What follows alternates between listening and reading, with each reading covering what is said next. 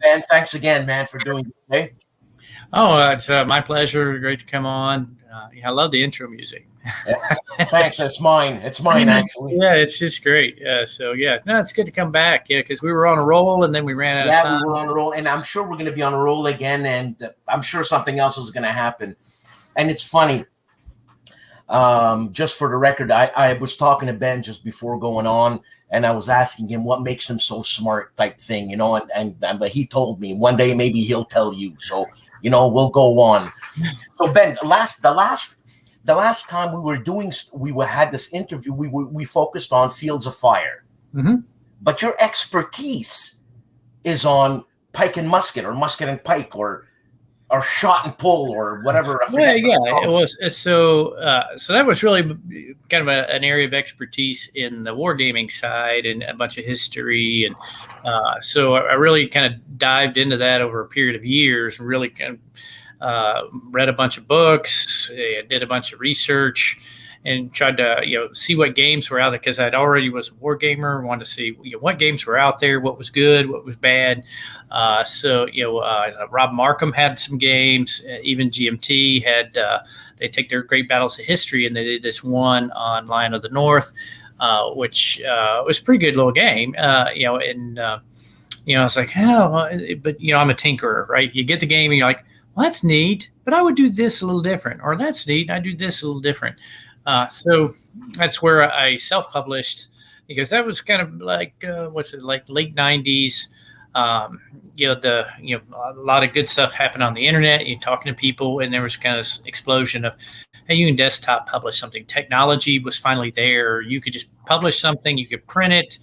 Good enough. I mean, the quality of a lot of that stuff was as good as what we used to buy in the stores in the 70s, to some extent. And so, so this whole desktop publishing thing kind of really opened up an avenue. So I did This Accursed Civil War desktop published, and I ended up doing a couple others that ended up being included in the GMT games over the next couple of years. So we did This Accursed Civil War on the English Civil War, battles from the English Civil War. And so, because I'm kind of a battle tactical guy, I like to understand, how did people fight? Why did they fight in certain ways? Because people like to say, what would it have been like to stand, how can they just stand there in a line and shoot at each other? Isn't that crazy? And I'm like, well, it sounds crazy, but if you really, do some research, it actually makes sense. But, one of the basic assumptions in history is people in the old days weren't stupid. You just have to understand, or try to understand, what their logic train was. How did you get to that point? Why would you fight that way? Can you tell me in layman's terms why they looked so stupid getting shot at in a formation like that? Like, seriously? Yeah. So the important thing was, you can mass firepower very rapidly in a close formation, and people would be doing that with firearms until the invention of the machine gun. So people would mass together so that you can have musketry, rifles, you fill in the blank. You could mass firepower rapidly. And that's not a whole lot different than like getting a bunch of archers together and shooting a bunch of arrows, right? So it's it was an evolution of, we want to shoot a missile at somebody over there, and even if he's only 50 yards away, that's still a lot farther away than having to poke at each other with a sharp stick or a knife, right? But the target's right there. I mean, you just close your eyes and shoot, and you're going to hit someone. If you're doing it right, yes. But the reality is, you don't. You really don't hit nearly as many people as you think, because there's a lot more psychology going on in the battlefield. So part of it is, it's a psychological game. So the reality is, at any point in time, not all the guys were getting killed. You never have a battle where everybody dies, right? It's very, very, very rare. You probably say, I think of this one. Well, it's almost, as many battles are fought. So what you don't win a battle by killing all the enemy. You win a battle by killing just enough, or to scare the others into running away. And so it's really kind of the trick, is understanding at what point do you generate enough firepower to get the other guy to run away. because that's really when you win. And so like close combat, the close of bayonets, there was very little of like hooking and jabbing with bayonets. By the time you got that close, 9 times out of 10, the other guys would start running. So it's not like we see in the movies they're going for it. I mean, there's always exceptions to a rule. There were, so one of the things is like, if some people are cornered, they have to stay and fight, right? That's what made siege warfare very dangerous for infantrymen, because the other guys are trapped in there. They may hang in there unless you cut a deal. So a lot of times you saw them, when I did some other research on siege warfare, most of those were concluded with cutting a deal so that you didn't have to get into that situation where you would be backed up against a wall and have to fight to the death. Because that was very, very rare. Most people didn't want to die. They actually just want to, get rich. Because war was a great way for people to get rich in the old days. They had no, in a society where there was zero social mobility, warfare was one of the few ways that created social mobility.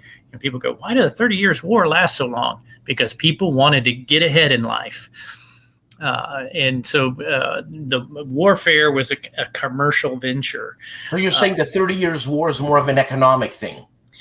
Yeah, because it wasn't the countries weren't fighting to a point like we think of in modern warfare, where by the time the war is over, the complete society and economy is devastated and destroyed. Now, obviously, for certain parts of Germany, it was pretty terrible.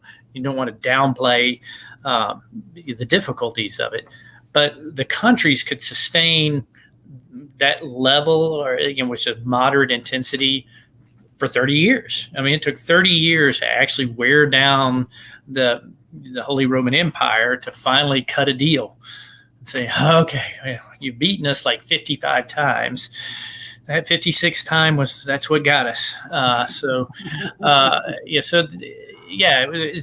It's a very different mindset of warfare.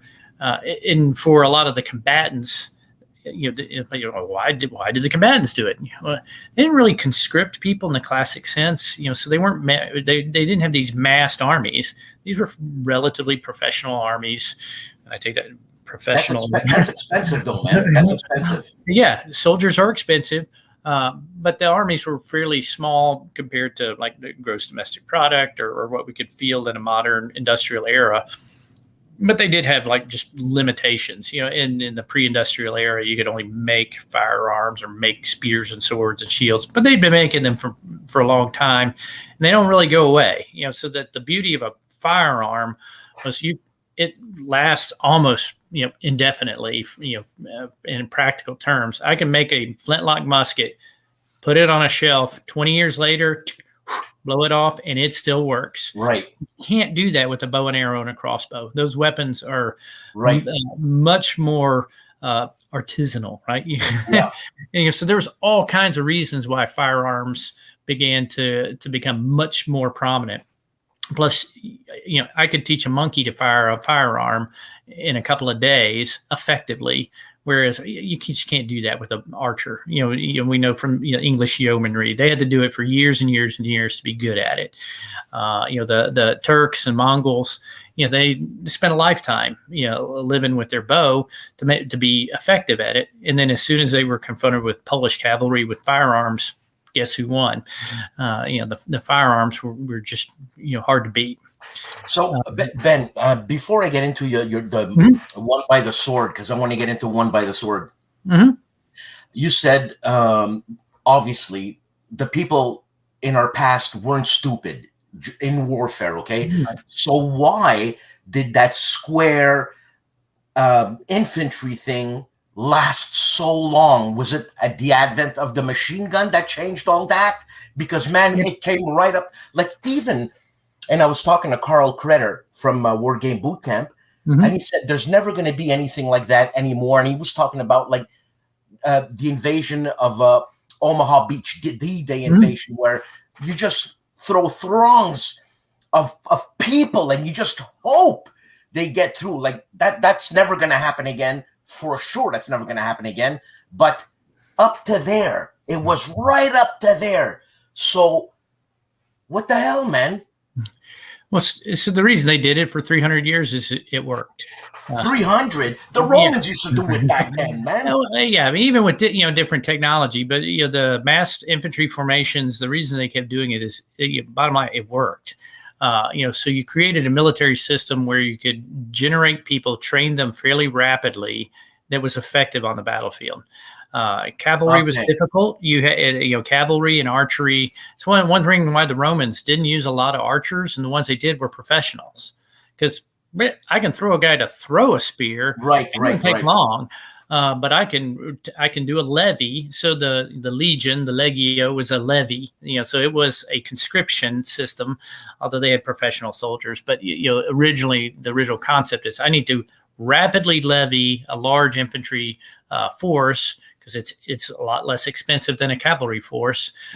And frankly, infantry can cover ground farther operationally than horses. Horses are very temperamental. And so they have to rest every so on the battlefield they're faster, but operationally humans can outmarch horses routinely. So we can basically, I don't have to give people a break, but you have to give horses a break, because they will just roll over and die. But people, yes, they roll over and die, but I got extras. So now let me caveat that. That's not how we treat our modern military, whom we value greatly. But back in the old days, they were a little bit more cavalier with health and safety and stuff. But again, you took the bounty. It was a volunteer force, essentially. And they put the shilling on the drum. You pick up the shilling and sign the book, which most people put an X, and you're done. You're in. And so there was a lot of people in a largely agricultural society that were generally fit and decent condition, that were bored out of their minds with zero social mobility. Were willing to say, there's adventure out there, something other than watching the grass grow, literally, and a way to get rich. How's a soldier going to get rich? You steal stuff. I got you. So the soldiering itself was a bit of a scam. So for the private soldier, you were basically, it was a company store scam. You had to, it's a classic, it's a pyramid scheme. All the private soldiers basically had to buy their uniforms down to, they had to buy their gunpowder. It was really shameful. And so they would buy it from the company when they had like a company store, and then the company commander, the captain, the Hauptmann, would loan them the money. And so you're always in arrears, right? And so the money, and this was a system. There was no banking, right? In a classic sense, there was a lot of just, I write a little piece of paper, you owe me, but you had to honor it. So it was a company store system. So for the private soldier, the way to get rich is to steal, to loot, to capture a town and take things of value. And then personal achievement on the battlefield could cause rapid promotion. Gotcha. If someone wants to slog through the life and times of John Churchill, the first Duke of Marlborough, who was basically a gentry, so his father was a free man. I think he had, but he wasn't. I think he had like a knighthood for his service in the English Civil War. So his son, but he had no money. Wasn't from a rich family, but he got inserted into the royal family as basically a child, to be a child friend of the young royals to play with. And then he grew up in the royal household, and then was able to work his way into a commission. Then his personal bravery on the battlefield, able to jump a couple, and then he knew people. So there's a lot of interconnections. So somebody with very low means ended up being one of the greatest generals of British history. But he had to be very frugal during parts of his life, but some of it's fairly distasteful in modern terms. Like, well, he took on a mistress who was a former mistress of the king. She had money. She lent him money so he could buy his commission. And Ben, again, one last question on that. So your expertise, if I'm not mistaken, what you told me is fighting in the old age. I'm going to call it fighting in the old age. Okay, but you've done Fields of Fire, and you haven't gone beyond Korea. Am I right? Well, we go through Vietnam. Vietnam. That's what I meant to say. Sorry. Yeah. Now, is there a reason why not pushing forward? Well, so there is a couple reasons. So one is if it's within 20 years, I would have anything that I would write has to go through DoD. Oh man, look at that. So it's like that's a huge pain in the neck. Yeah. Now they probably wouldn't give a hard time because but it is just one layer of anything involving U.S. forces in the last. And is that because of your position? Would they do the same to me? No. No, they wouldn't. So there are other people out there that are developing content for Fields of Fire that is more modern, and I can certainly look at it, take a look at it, and get my commentary and try to steer them. But if I pin it or write it, it would have to get reviewed. Anything within the last 20 years, which kind of covers basically OIF, OEF, Afghanistan, Iraq. These modern. And there's some good stuff out there. I'd say there's some pretty decent infantry combat during parts of Afghanistan. It's a little bit different. There tends to be a bit less of a campaign aspect to it. Although there's some pretty good pickings for several Marine or Army or British folks. There's one of the guys working on it, a guy named Colin Parsons, a pretty good guy. He's working on some content to include second battalion of the Parachute Regiment in Afghanistan. And where do we get these files? So, well, he's still working on it. So, that may actually be a published product that's, kind of working our way. We've assembled at GMT has assembled a team of Fields of Fire people to, because if it's just me, I can only go so fast.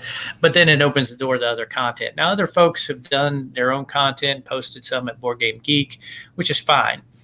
So there it is. So my general rule is if I develop a game system and you want to do other things with it, that's great. Knock yourself out.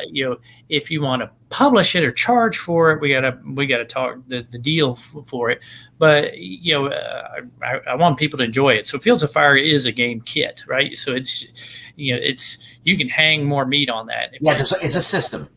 Right. And so people are out there doing stuff. Several folks want to do Commonwealth stuff. There's some great campaigns with the Commonwealth troops, both British, Australian. So I wouldn't mind doing some Australian stuff. I really enjoyed Peter Fitzsimon's books on Australian troops in World War I and World War II. And how would Fields of Fire system work in a medieval times? Would it work?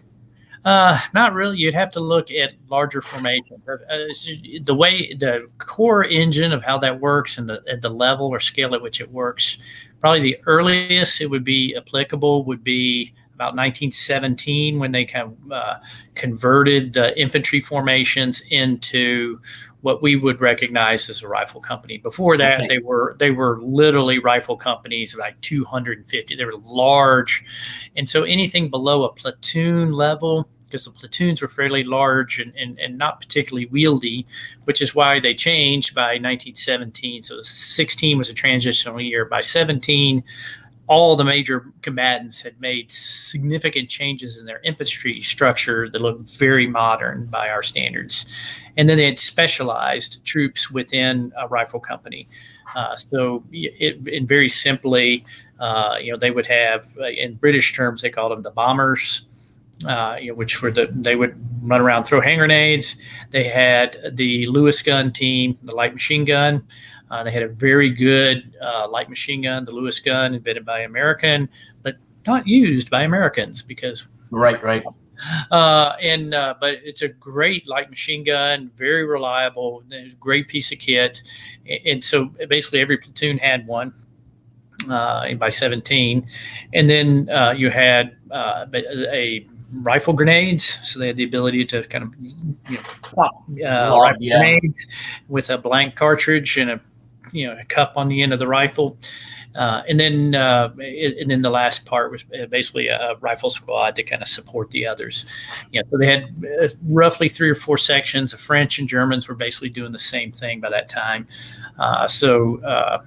The Germans had the 0815 light machine gun, which light is a little funny Germanism. Apparently, the 0815 is still a slang in Germany today for something that doesn't quite work in the way it was intended. Really? It's like, oh, that's an 0815. Like, yeah, why do you say that? They're like, I don't know. Turns out it's a machine gun. It's kind of terrible.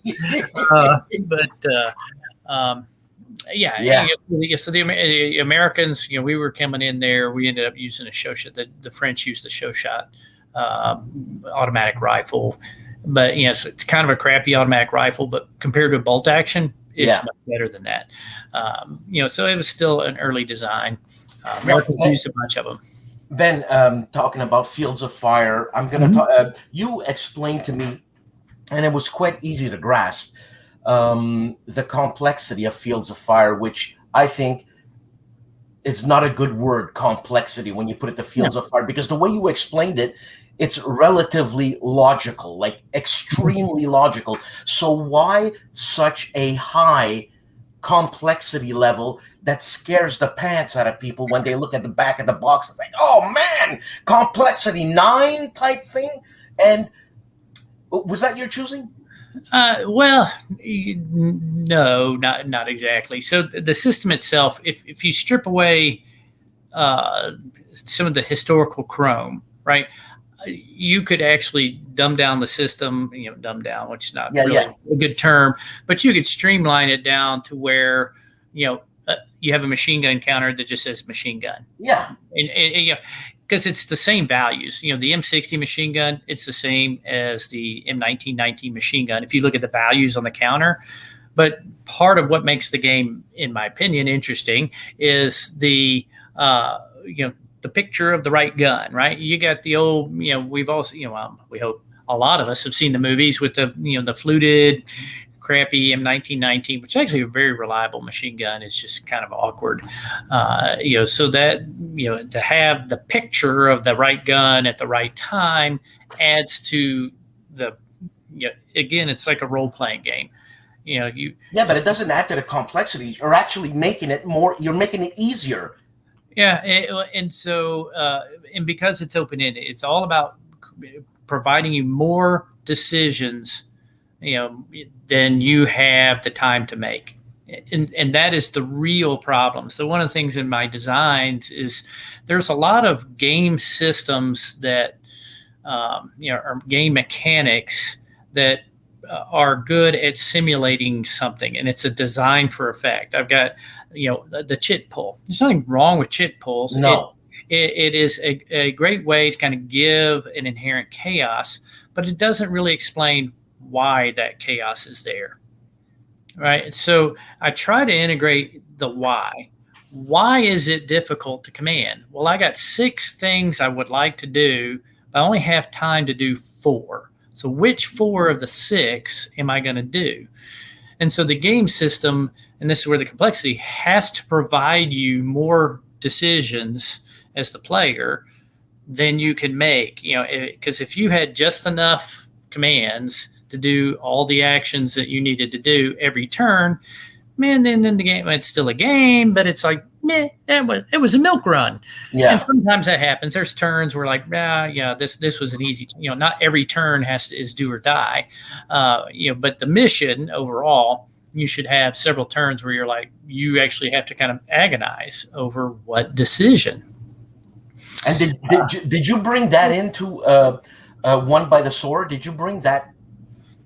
So One by the Sword was again I tried to bring in why did armies move the way they did.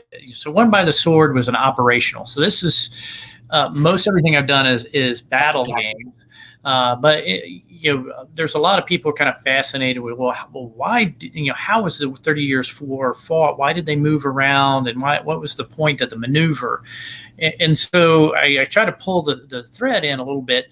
To say, well, some of it is they had no supply system, so you're gonna consume the available fodder in that area for your horses in a fairly short amount of time, and then you're gonna have to move or watch your horses die. So do we have that logistic in Won by the Sword? Yeah, so it's kind of built in, so you can forage out the area, and then once you're there, every card you have to play a card every time, whether you use the ops points or not. You have to use the supply because you got to eat.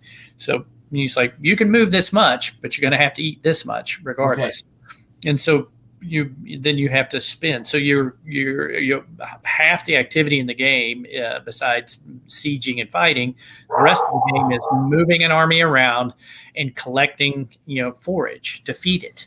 And then you have to expend that to fight, move, live. So that's the basic mechanic of it. So it was. And so it kind of forces you to do this kind of cat and mouse moving around as you play out the area. So Ben, when you personally play a game, let's say not your game, you're looking for a game with more depth than what's in the sequence of play, man. Generally, sometimes I just want to play something simple because it's a social. Yeah, I saw you play Jaws at the WBC. Yeah, so sometimes that's fun. I'm a terrible shark, apparently, at Jaws. I'm the worst shark ever. I do okay when I'm one of the guys, but I'm just like the worst shark. So if you are playing at Jaws and money's on the line, hey, have him play the shark. But sometimes I had this desire to know why, right? So sometimes, I think like one of the best tactical series out there is the TCS series. You mean the MMP? Yeah, the old Tactical Combat Series, TCS. Really, eh? It's a very good system. And they tinkered it with it. So like the one that we tried to crack is the Canadian Crucible, and so they had tweaked their now, Dean has artillery background, so but that's the reality. Artillery dominates modern warfare, at least in that era, in that time and place. So, the trick of finding the right mix, and I found myself, playing around with it too, from my own experience, going, well, maybe there's a little bit of this, a little bit of that. Where they ended up, there were some fairly big changes to how artillery works from some other ones. I'm like, whew, man, the Germans ain't got it. Prayer, but that's kind of about what happened. The Germans didn't have a prayer, and the British Canadian artillery just pounded the snot out of them.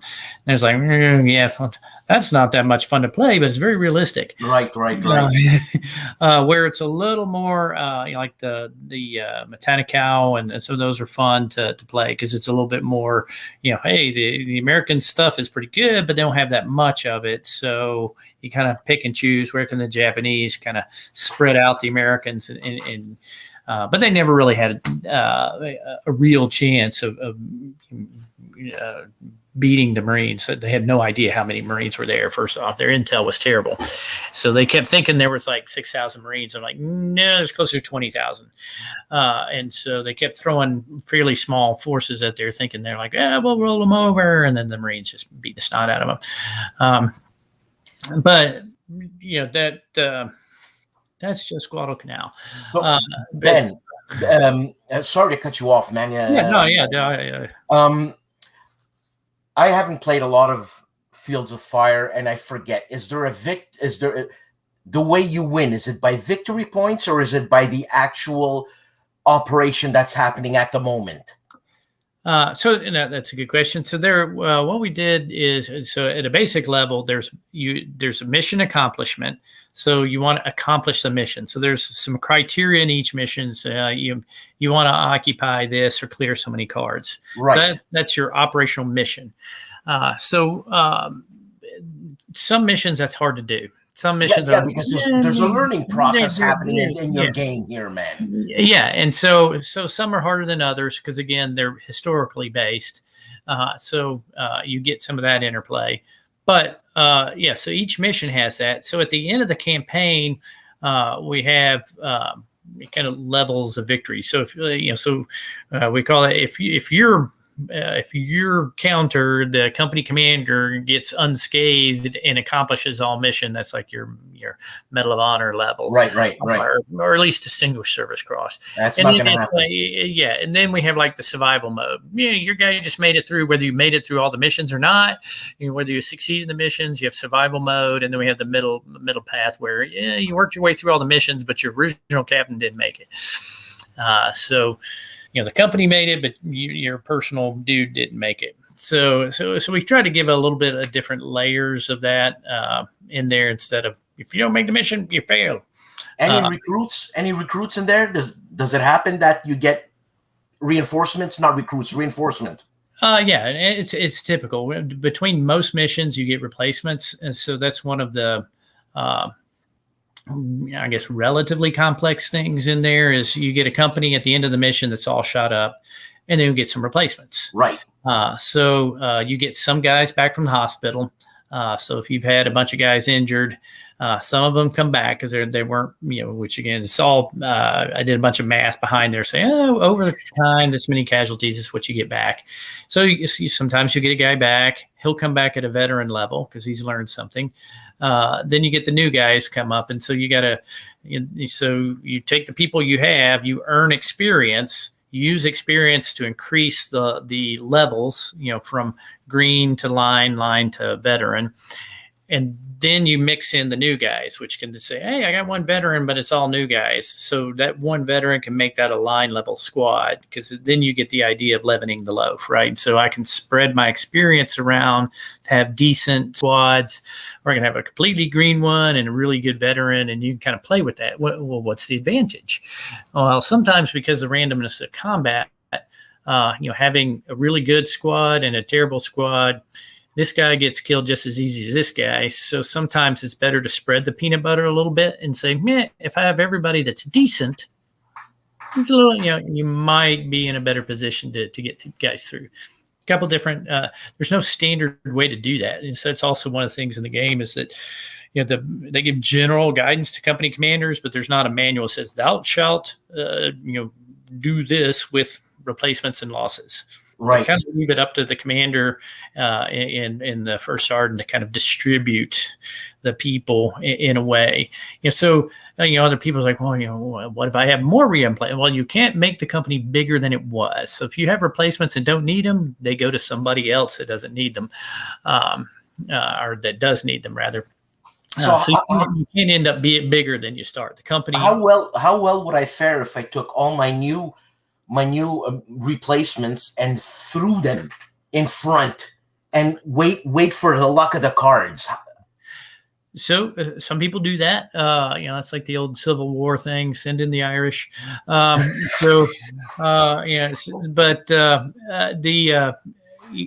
It is a tactic you can try. It tends to do that because Americans, as a rule, value the lives of our soldiers. We tend to try to pair them off, put new guys with veteran guys to give them a shot, or group them and keep them in reserve so that they kind of learn slowly. Which is funny. I was just reading a book to listen to today on Kindle, where I kind of talking about how much trouble we went through with the 8th Air Force on making sure we got the guys trained before we threw them into the meat grinder. So our pilots had twice as many flight hours as the German pilots. With the new pilots, and so we really did try to make sure our guys were prepared as best we could, with the limitations that you had. But so you want to give them a shot. So Musket and Vike Volume 2. So the reprint of the dual pack is going along, and then pretty soon thereafter, it's our intent to take volumes. It was volume 3 and 4, and do another dual pack. So these are not going to be put out. 3 and 4 is not going to be put out separately. It's going to be a dual pack. Because that seems to be the best way to get a reprint going.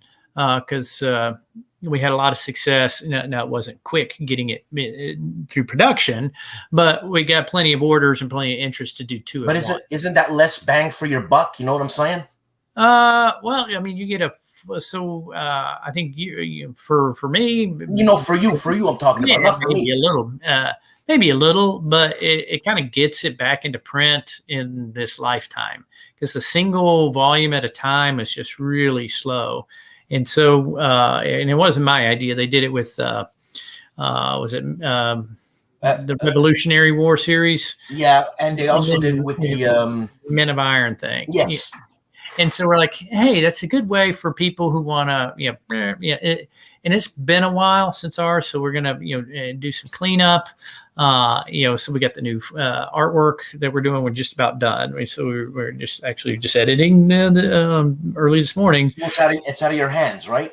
Well, yeah. Well, right now we're just getting the artwork back and we're editing and proofing it. So this is really exciting. We're just pretty far along to where we're just proofing the artwork, which is, you read out, 5 sheets of little names to make sure they spelled it right. Right. And Charlie's doing great, actually. So he's Charlie Kibler's doing the camera. Right. Okay. Great job. So that's moving along rapidly. So the map updates, the maps were done a while back. So we just kind of have to dredge that up with Mark. Say, hey, you got those map files? We're all good there. Let me just check this one. I got one little map correction for Nerdlingen, and then we're done with the maps. We got the player aid cards, which won't take long. So that's really kind of wrapping up.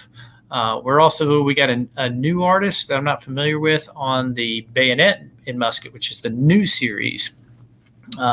And so that's a very different feel, because it's, we jump forward 50 years and we have these very large.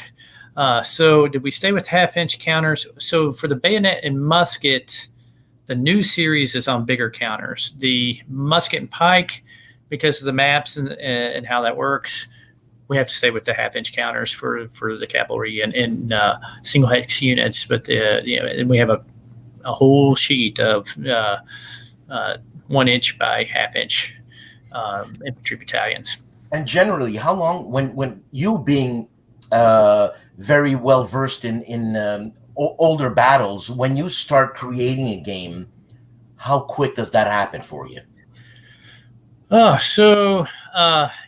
For an existing system, I can do a game in a few weeks. So we did Wittenwehr 1636. I was able to pull that together in probably maybe 4 to 6 weeks, because the sources are there.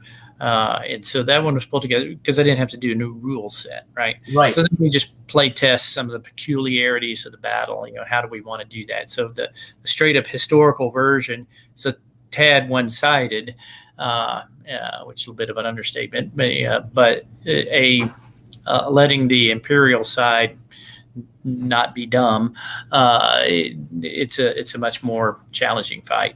So it's 4 weeks, let's say 4 to 6 weeks for you, but then it has to go through the machine, right? Yeah, and the machine, and so I'm a big boy. This stuff isn't the tier 1, Twilight Struggle stuff. That's kind of the really big sellers. So those are always going to kind of jump line. And that's just the nature. Hex encounter games are still around, but we're not like the mainstay of GMT.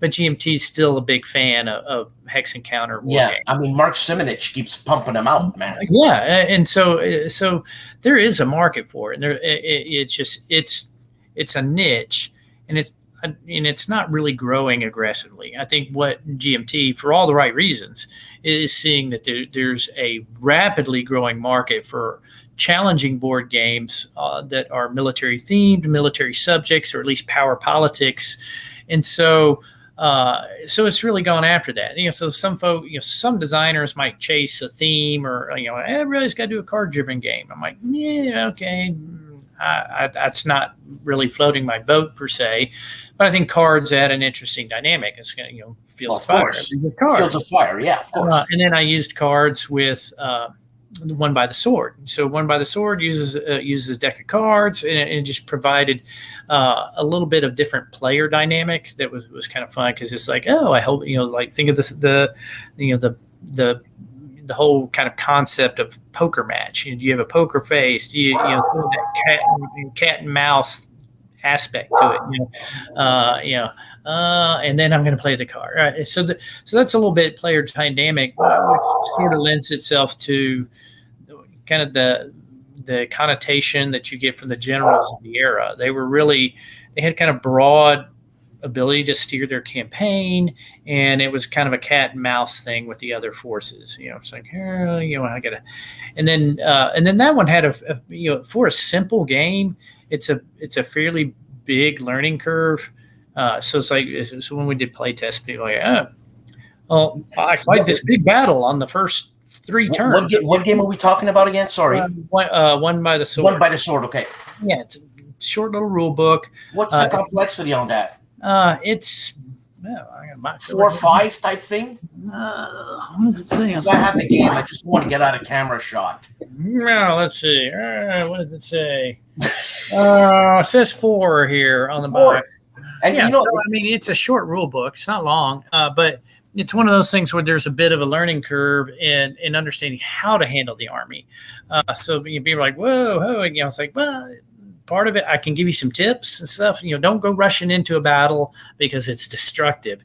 Look at the history, and that's why I give you a kind of a history of each campaign to say the generals. If you kind of follow their concepts, so like don't rush into a battle. Kind of keep some space between you, and it's like a boxer, because when you go in and you're all in, and you're like, oh wait. You can get that knockout punch and not really realize that you were ready for it. It goes in hand with a good audiobook on the subject. Yeah, absolutely. Since I'm not a good reader, and that's what I've been doing. I'm a huge fan of audiobooks. It's because of you I started listening to audiobooks, because you were talking about Fields of Fire, and then I said, man, and just the same thing as Robert here says, you get so engrossed in it. Now, you're engrossed in your game when you do it, and it seems that you're engrossed in your game. You're doing it for personal reasons. It's for you. You're making that game. Yeah. You'd have to crank out a lot more content to do it, to try to do it for a living. It's like I had kids in college, and so I have a day job, but I do this because I enjoy doing it. I do absolutely research. Yeah, I love the historical color on that's part of the games. So, and then I've got a lot of friends, that we play the games together, right? So you go to conventions, you go to, you kind of every time at WBC for the last 20 years ish. So you have a good playtesting group. It's funny they come and go. I put a pretty solid one on the musket and pike side. We've had different groups over time with Fields of Fire, because that's 2008 and when we were play testing in 2007. So these are long periods of time. So we had a pretty good crew for a while, but then some folks had some health issues and stuff, and so I ended up kind of having to change around who was part of the team. So time goes on, right? Yeah. And we're not a young hobby, right? There's a lot of folks in here. It'd be nice to bring in some younger folks. I mean, my son has some of his friends that are interested, because they play some of the the entry level games, like So what kind of games does he What kind of games do they gravitate towards? More the musket and pike thing, or did they go all? Well, I'm going to say all out to Fields of Fire. You see, we're ingrained with thinking Fields of Fire is a complex, like, oh my God, that's the pinnacle of once you do that, you could read any rule book. No. Yeah. And it's really good, because it's like, go to chapter 13. It's like the last chapter. It says, if you want to streamline any of this stuff, here's some things, if you feel like this, like, whoa, streamline this, so on the very front cover of the rule book, it's, it says, oh, wait, that last chapter says streamlining for ease of learning, right? So people are, why didn't you put that up front? And I'm like, well, people, if you put that up front, they won't know what they're streamlining. So, 6 of one, half does the other. I put it at the end because at least they know what it is they're streamlining. It's like, oh, well, and then it gives some kind of play balance stuff. If you streamline this, don't do this. If you streamline this, don't do this, because of play balance. You'll kind of it'll be too easy. So what kind of game system, I'm gonna say, does your son gravitate towards with his gang? So in your games, I'm talking about. Well, in my games, I think they're interested in the musket and pike. Musket and pike, because everybody that plays that game just loves it, man. I've played it bajillion times. Heck, I played it again, this summer with David Fox. We were playtesting Bittenveyer, and it never fails to deliver. I mean, because you have this infantry dynamic and a cavalry dynamic, and so it's like these two subsystems that fight differently, and how to get these two different systems to work together on the battlefield is interesting, and you get a little bit of inherent drama with the action reaction cycle. So what audio goes with One by the Sword? What would you suggest, man? So it's funny. A quick story on it, because there's not one book per se. They're now you're upping up the complexity, Ben. You're going up now, man. I'm trying to think what's on Kindle, actually a ton of stuff on Kindle, because that's not my Audible. I was thinking Audible is the Audible's hard to get some, but there's a little short couple, C.B. Wedgwood, that gets you through a big chunk of the, so Wedgwood's The 30 Years War in the English language is probably the book. I've got like a whole shelf over here. There's a whole shelf on books. So I'd have to kind of think through that one, which would be kind of a nice encapsulated one. Because it goes down. I've got Vauban's book on siege work, which is great. That's a good question. I'm interested. I'm interested big time. What goes with One by the Sword? Is there? Because that's a tough one. Well, Mark, I guess we'll Google it. Dodge's books. When Dodge, it's a super thick book, but it kind of walks through the campaigns, but it's got kind of a snap to it, but I just don't know if it's on Audible. But Dodge's book on those battles and campaigns of the 30 Years War is really good. You're not interested in doing an Audible thing for your games, like it's a designer notes type thing, but maybe. I always encourage people to read the notes, the designer's notes, because of course. Well, and then also was like Musket and Pike. We included over across the volumes. We had a series of kind of tactical primers: how to use infantry, how to use cavalry, how to use artillery, how to use them together. And so, if you bought all the volumes, you have this collected set. Yeah, but that's how to play. How to play. What about this? This is what was happening in my point of view type thing. Benn Hull's point of view. Oh yeah, and so so I try to include some good quotes of, this is the kind of quote that I built this around. So there's some pretty good books on 30 Years War. So designer audibles would be a great idea for public. I don't know, maybe so. Is that the Dan Webb you were talking about that you were playing with? Designer audibles would be a great idea for publishers to push. Yeah, I think so. Maybe so, because that might help people understand the intent. I think some of the time people will get hung up on a small piece, and you're like, it's not really that important whether you go left or right there. So just pick one. But I'm just thinking historical wise. That's all. I'm not even thinking learning how to play. It's like, okay, talk to me about. What was going on? Why were these guys leaking it out? Give me some insight, and again, especially when I do what I call obscure subject. 30 Years War for modern people is obscure, and so I try to at least give them a good kind of overview of, what the heck was going on? Why were these people fighting? And then I give kind of an overview of, weapons and equipment. Why did they fight? Why was this weapon? What shoes did they wear? Why would they wear that?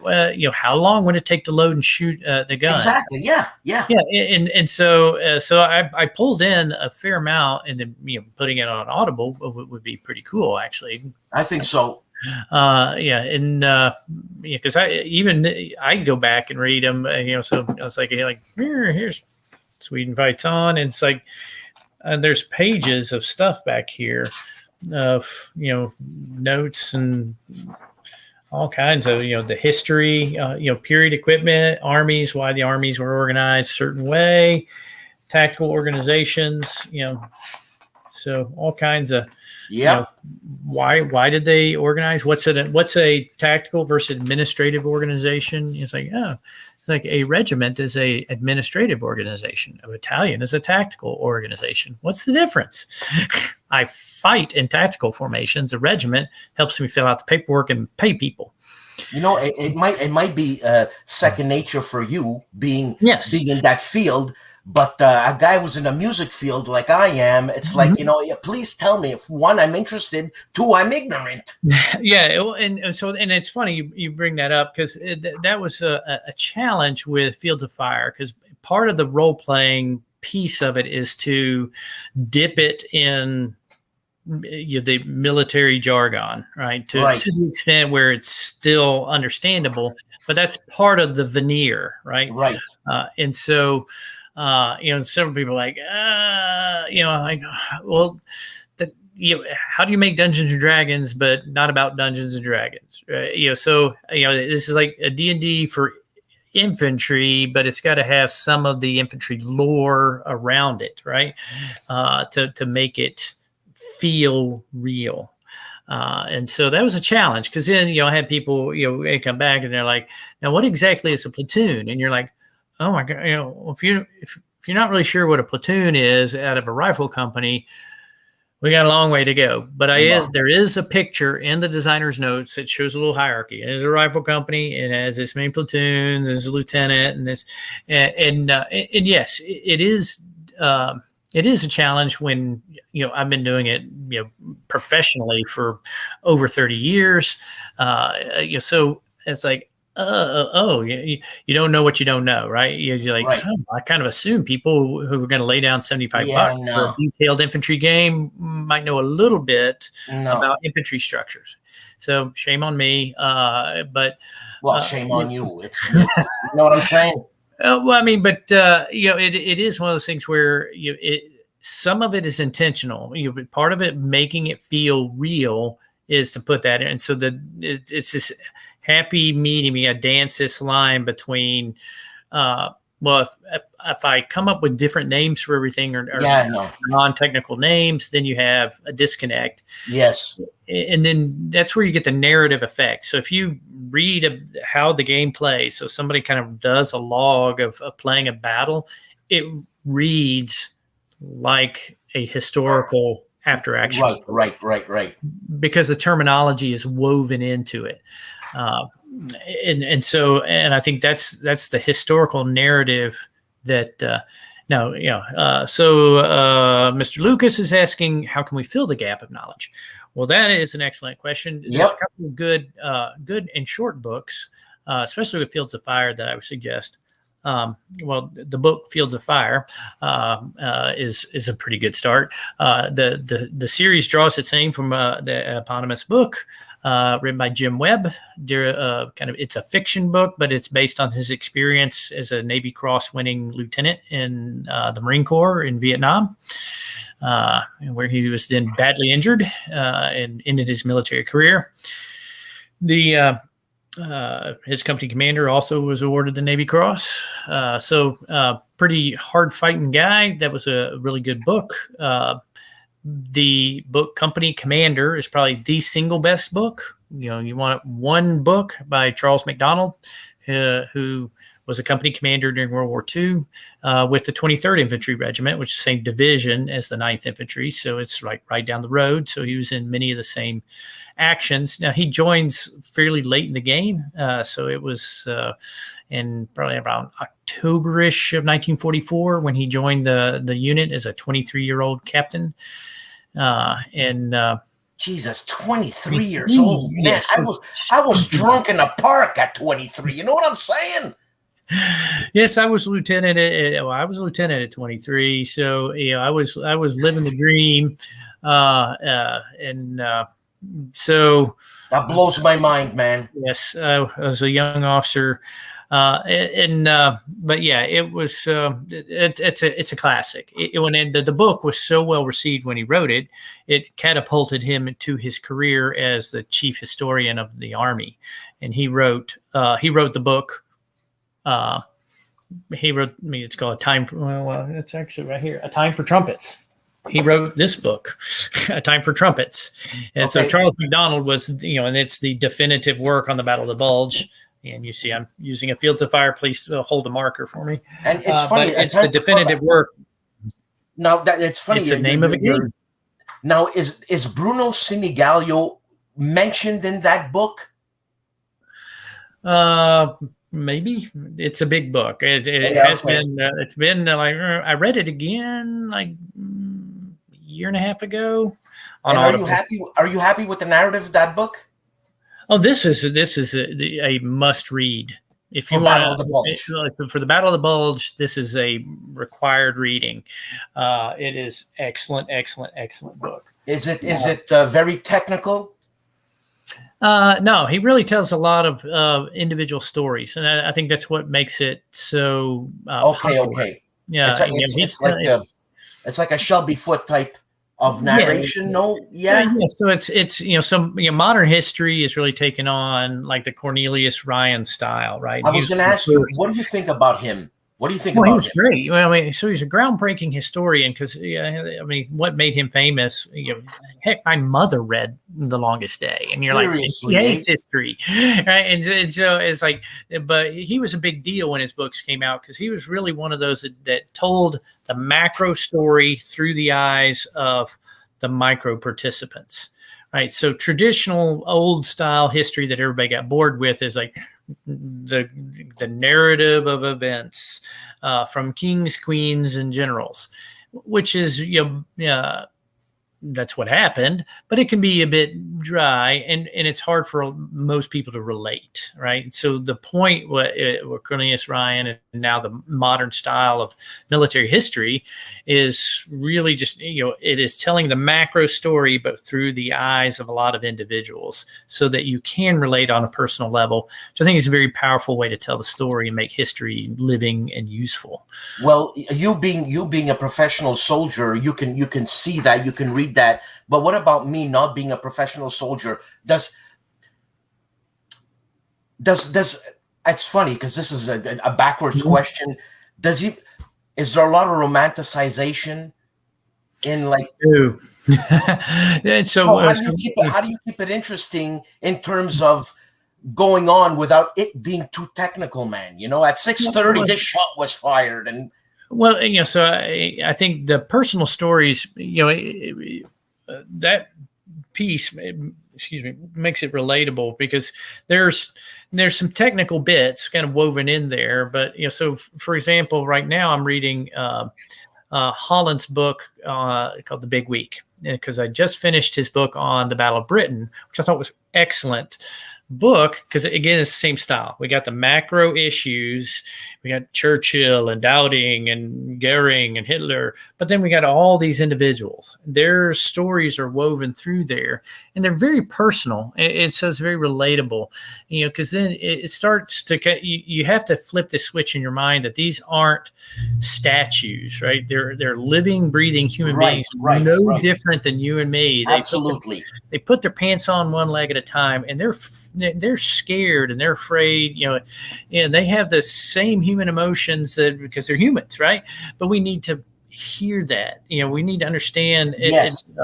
that these times, because the living World War II veterans are almost gone. I know. There's very few, and so you're really getting this very personal level of like, oh, I'm gonna die, and did you, whose side are you on? And then you understand, because we look at it as very clean and black and white, and it wasn't. There was a lot of like, well, are we doing the right thing? A lot of red. Right. There's a lot of, this is terrible. So Holland's book on Normandy, I thought was really just fantastic book.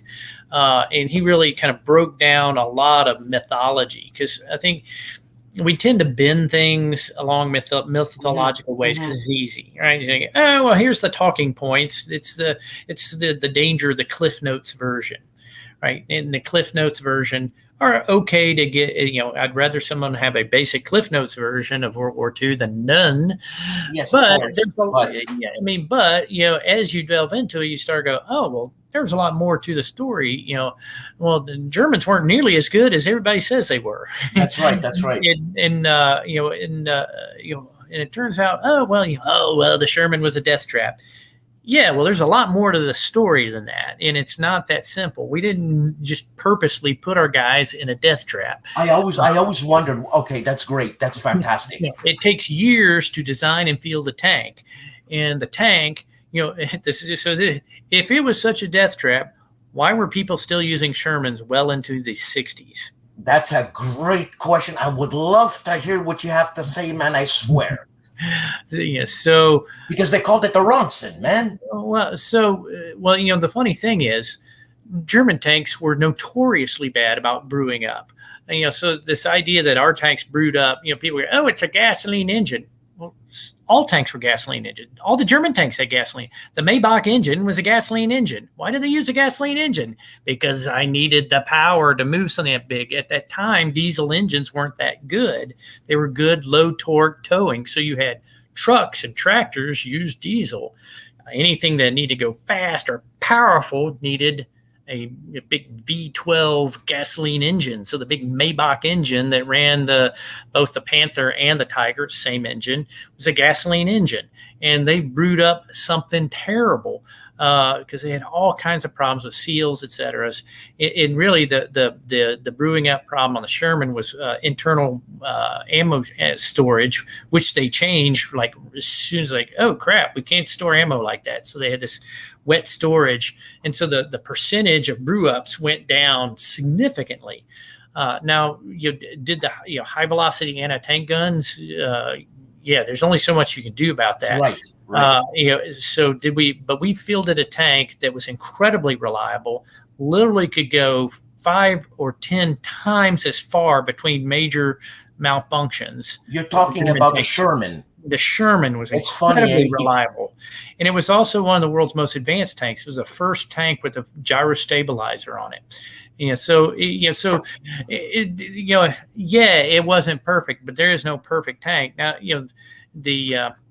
and Holland goes into this and read a couple books. And it's like, the Panther had some really great bits, but not easy to drive, not reliable, had good speed, cross-country performance. When it worked, its overall readiness rate was like 65%. You're talking about the Tiger? No, the Panther. The Panther was just, so reliability was terrible, and the Tiger was just as bad. The Tiger was even worse because they had to actually put separate tracks to even get it on the darn train. They had to put narrow tracks on it to fit on a train.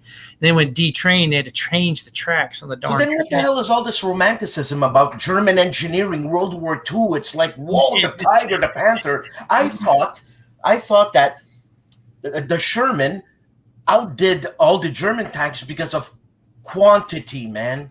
Well, that's a part of it, but I tell you, if we'd put out a bunch of Panthers, there were some basics. We were on the offense. Defense is easier. Right. We were always going to have the problem of, regardless of what our tank is, attacking into anti-tank defenses. And it is a lot easier to make an anti-tank gun that can take out a tank than to make a new tank that can resist all known shells. Yes. And so it was a compromise. It's always a compromise, right? So at the time and place, we made 49,000 Shermans in a couple of years, and the Germans made 6,000 Panthers. All right, so bloody hell, we crushed them. So I don't really. At some point, you're like, I don't care how much better the Panther is. If I got tanks everywhere, they don't have Panthers everywhere. Right. They just don't have enough. They can't keep up. They're not reliable. And yes, the gun is deadly. But then, so what we have to do is like, oh, wait, our tank destroyers, because again, oh, wait, we had these other things called tank destroyers, which showed themselves to be highly effective against German armor. Did we keep doing that? No, we use missiles now. But the concept is, I need mobile anti-tank firepower. So we accomplish that with mobile anti-tank missiles now. But the idea still works is I need, the ability to knock out their tanks at range so that I can maneuver my tanks. The biggest problem I saw, there's a really good book that went into some detail on that, who is not a big fan of the Shermans. The book Spearhead by Adam Makos is quite good from a gunner on a tank, from a real guy. It's not a it's a true story. It's actually the famous video that was shot in Cologne, where Persian. So Adam Makos found the gunner on the Pershing and wrote and interviewed and wrote his story. Bloody hell. It is an excellent book to hear his story. Say that again. What is that? It's called Spearhead by Adam Makos. Okay. Who's the guy that came out of the tank with his leg off? I don't think he survived. He died. No, he did. Yeah, he was. And it actually tells you exactly who he is, where he's from. Because they had 2 tanks knocked out by that Panther that came around the corner, knocked out 2 Shermans. And it tells the whole story of how that went down and why it was captured on film. Well, the guy was awarded. Yeah, it was miraculous to capture it on film. But the cameraman had been over where the Shermans had been knocked out. He captured it, and Andy Rooney, the famous journalist, was there. He helped treat the injured guy who fell off the back of the tank. It was really interesting book because it broke down that whole battle, but it also told his whole story all the way up through that. You're gonna make me read. You're gonna make me read. And it's not a long book. It's a great book. He's got a website. Have a hard time, man. But that one is on Audible. I got it on Audible. I think so. Yeah, Spearhead. Adam Makos Spearhead. And God, what footage that thing is, man. Yeah, and so it really broke down the video. And then I tell you, there was an amazing fight that he was in after that at Paderborn. And so Paderborn, the 3rd Armored Division's advancing into Germany, and Paderborn is where the German tank school is. So here they are; they're having to attack the German tank school. Yeah. And it's like, oh, this is bad. And and so again, he is in a tank duel par excellence, and he was just a heads up tank gunner, and so he thought through some things like, this earlier than the shootout with the Panther, there was another tank earlier, and it was around the corner. He goes, there's no way I can get around the corner and take the shot because he'll see me first.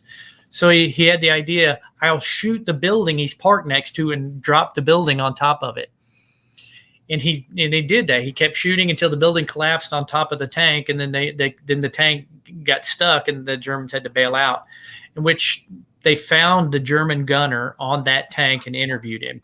And him and those two got together and met in Cologne. Bloody hell. You see? It's an amazing story. It's just, Ben, I'm going to have to cut it because we're 8 minutes over. And I mean, I could keep going. Like I said, I could keep going and listening to you, man. Ben, please stick around because I want to ask you something. You just gave me an idea. Okay.